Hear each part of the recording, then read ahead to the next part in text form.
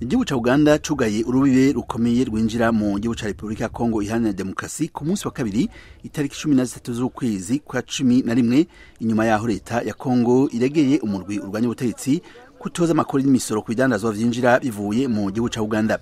Iyo ngingo yo kugara urwo rubibe yabonetse nk'ingingo nziza igihugu ca Uganda gifatiye igihugu kibanyi inyuma yaho raporo y'ishiramwe mpuzamakungu iregeye abategetsi bakomeye bo mu Buganda no mu Rwanda, igihugu naco nyene gisangiye imbibe n'intara Kivu ya ruguru, ko bashigikiye abarwanya ubutegetsi, maze igihugu ca Kongo kigaca gitera kamo gasaba ko ivyo bihugu bifatirwa ibihano. Government in DRC leta y'igihugu ca Republika ya Kongo iharanira demokarasi yarashikirije ibirego bivuga ko umurwi M23 wari kuratoza ikori hamwe n'imisoro ku bidandazwa vyinjira mu gihugu ca Kongo bivuye mu gihugu ca Uganda, hanyuma icisaba igihugu ca Uganda gufata ingingo yo gukemura ico kibazo.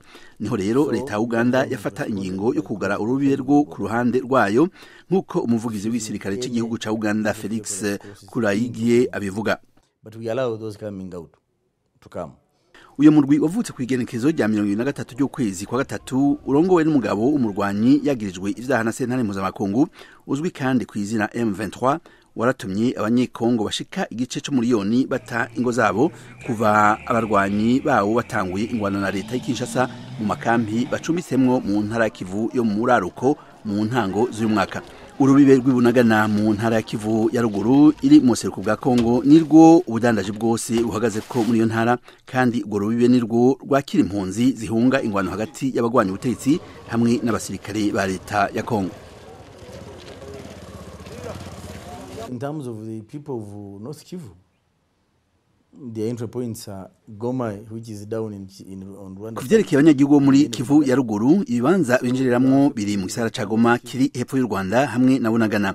Ni kuvuga ko iyo ngingo ifata intara ya Kivu ya ruguru yose, ibice vya Rushuru hamwe n'imicungararo yaco, kuko abanyagihugu mu buseruko bwa Kongo bazebura muko ku bidandazwa bishorwa hamwe n'ibiva mu gihugu ca Uganda. Iyo niyo nsiguro bizogira kuvyerekeye ubutunzi, bivuga ko atakindi kintu cerekeye kugarukira abanyagihugu ushobora kugira kivuye kuri uru ruhande. That you would take across the border from this side.